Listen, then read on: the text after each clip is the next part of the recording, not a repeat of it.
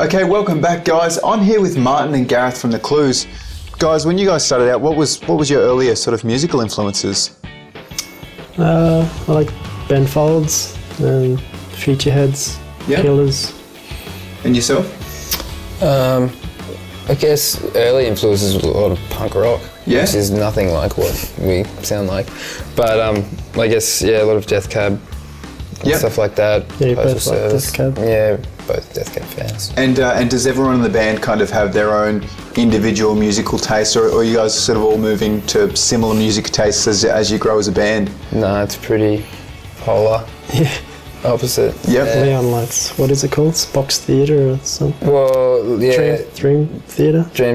Leon's into a lot of prog. Prog stuff? He's a prog kid.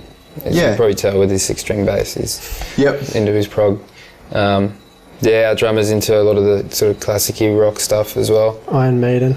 And new stuff too. And I guess I can't tell you a genre that I'd be into specifically. Yeah, and The Clues, at the moment, are you guys, recording more stuff, or you in the writing process? What are you working on at the moment?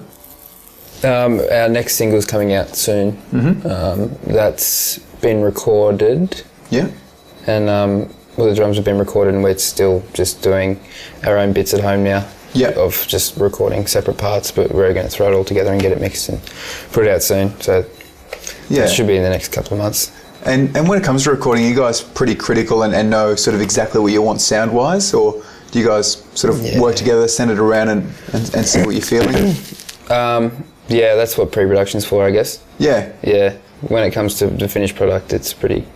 Because you're pretty picky on your guitar sounds, even with... When it comes to recording the guitar sounds, I get pretty picky over how it sounds and everything like that, and different miking techniques. And do you have any preferences when it comes to, do you guys record the guitars raw, or do you sort of record them and then reamp them through certain heads, or? Not really. It's a bit of a shootout when we're recording guitars. We'll just try different amps, combos, heads, and just keep mixing and matching until you get the sound that you just want. Coming through the desk, everything, And I mean, do you guys feel that when you're recording new stuff that is there ever any really changes towards the end of recording something, or the pre-pros really locks it in place? I guess there is a little bit of sway when you're in the studio and you're recording something. You could do something and you're like, oh, it sounds pretty cool. Yeah, Gareth came up with a pretty cool guitar lick for Occupied in the studio. So, stuff can change. I mean, you're never going to be like, we're only doing what we decided on. But this song's been going for a while, so I think we just want to... this song's been in the tubes for about a year or more. I just wanted to, wanted to try and deconstruct it and bring back other elements, and kind of drove everyone mental, but I think it sounds pretty cool now. So hopefully when the finished release comes out, everyone will be stoked on it. Yeah. Cool. Okay guys, it's now time to head back out to LOA's, where Jake's been schooling up on the implementation of MIDI instruments and controls in the studio.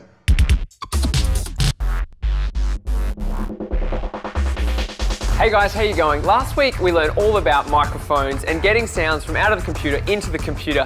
This week we're back at LOA's Music and we're going to discover a little bit about MIDI. So we're here with Dion. Dion, what is MIDI? Cool, well MIDI stands for Musical Instrument Digital Interface. So put that together, it's basically the language that things like controller keyboards and controllers use to communicate with our DAW software. Okay, right, so if I was looking at getting into MIDI, what would you suggest as being something to start off with?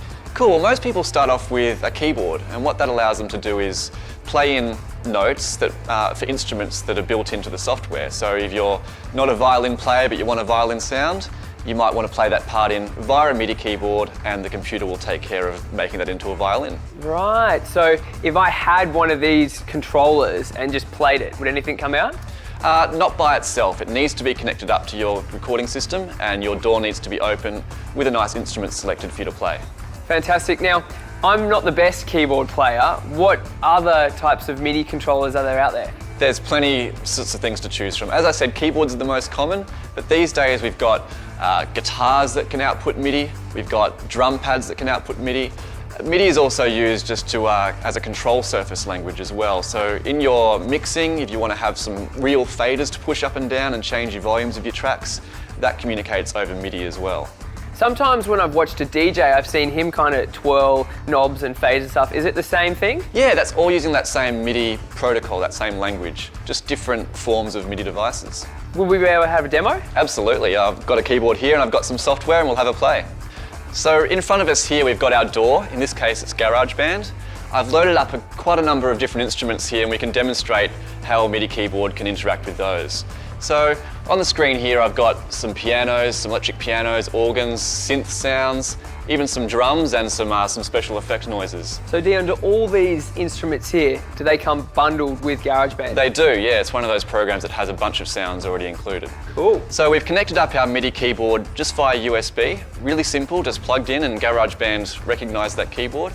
So if I select my piano track and I play my piano, we get a nice, beautiful piano sound.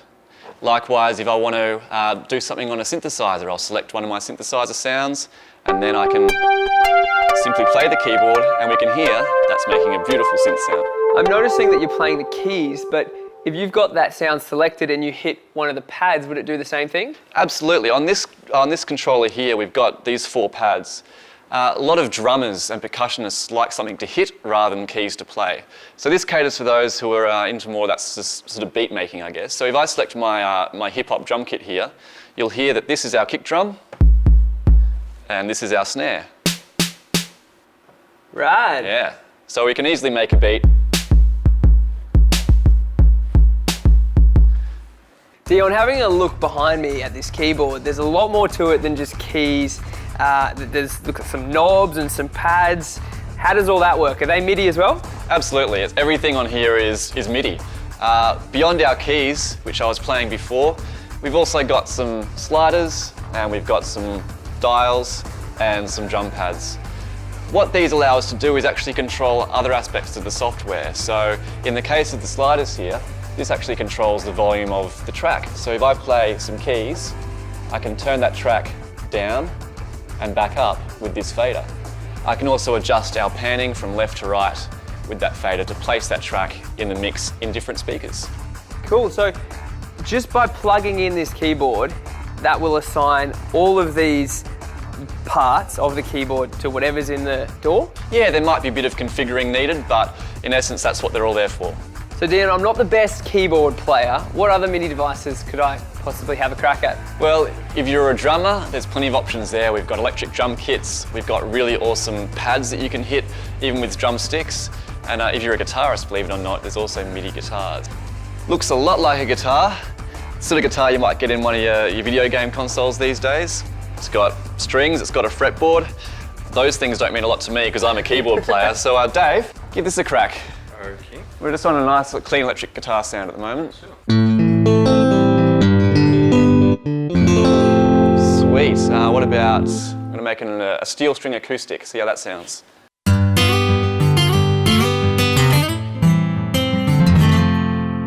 Awesome. Bit of slap bass. I think that'll be cool.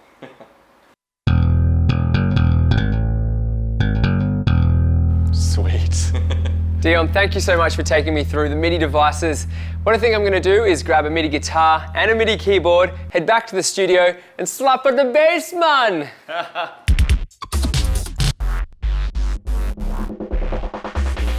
Well, it looks like Jake's going to need a bit of time to play with all those toys. Have you guys had much experience with MIDI controllers or using that sort of stuff at all? I do. I use MIDI all the time. Quantiles is my friend. Yeah, yep. Yeah, I'm amazing with quantiles. Yep. So it's kind of something you use as like I've got this at my disposal, so I'm going to use it to its full potential. Yeah, it's kind of good just for tracking. You just sort of play it in, then you hit the button and it all goes to the right tempo, and then you can put it in Dropbox. And I find you can get pretty creative with quantize as well. Like, just do random things and then you quantize it, and it sort of locks it all in, and you can find little melodies and stuff like that that you wouldn't have heard sort of before. And yeah, kind of like, depending on what you quantize it to. Yeah, kind of like, I suppose, taking an idea from your head, panning it out, and then it's neaten up for you. Well, yeah, I used to use that, like a MIDI controller just to program drums. Yeah. So it'll just go crazy on the hi-hats, just on the keys, and then just quantize accidentally get an awesome rhythm. Yeah. And accidentally get something really cool, glitchy beat. Yep. When you quantize it to like whatever. Something a bit different, and I suppose, make the most of the technology we've got available these days. Yeah, why not? Yeah, awesome. Stick with us, guys. After the break, I'll be heading out on location again with Australian Concert Productions and learning a little bit more about what the engineer needs to do during a live set and how to pack up after the gig.